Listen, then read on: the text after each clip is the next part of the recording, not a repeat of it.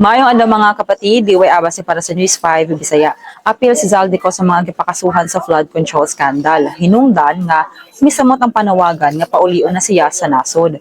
Apan ang pagpakansila pa lang sa iyang pasaporte, usa na kadakong issue. Sumala ni Congressman Toby Tiangco, murag dili na mobalik sa Pilipinas si Ko.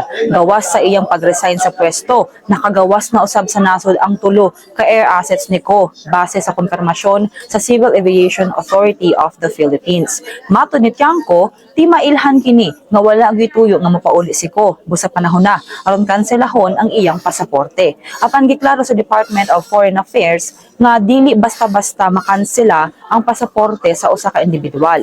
Base sa New Philippine Passport Act, mahimo ra kini kung adunay mando sa korte ug kung ang tawo pugante o nahatagan na og sentensya sa usa ka krimen. Gipunting ni Tiangco nga aduna sab sa balaod nga nagtugod sa DFA nga mokansela og pasaporte alang sa national security tungod sa dagkong kilos protesta batok sa korupsyon. Gingon niya nga mahimo ng national security issue ang flood control scandal. Apan para ni mamamayang liberal representative Laila De Lima nga usapod ka abogado, aduna paghihapoy gray area sa maong issue.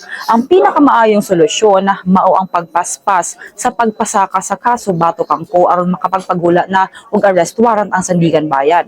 Kung mahitabo kini aduna nay legal nga basihan aron makansela ang iyang pasaporte. Samtang bisan adunay rekomendasyon ang Independent Commission for Infrastructure, adunay mga kongresista nga nagduda sa gahom niini. Tungod niini nagmugna si Congressman Tiangco og bag-ong panukalang balaod. Mao kini ang House Bill 5699 nga nagtukod sa Independent Commission Against Infrastructure Corruption. Sa ilawom sa panukala hatagan ug gahom ang komisyon nga magsumite og reklamo, magsamsama sa mga kabtangan, magpataw og preventive suspension ug magpagawas og hold departure batok sa mga opisyal nga nalambigit sa korupsyon. Gisiguro usab ni Tiangco nga dili matamakan sa bag-ong komisyon ang otoridad sa Ombudsman ug Department of Justice. Kinsa lang mga tong update, magpadayon na sa pagbantay sa social media pages sa News 5 para sa uban pang mga balita ug update. Amping tangtanan.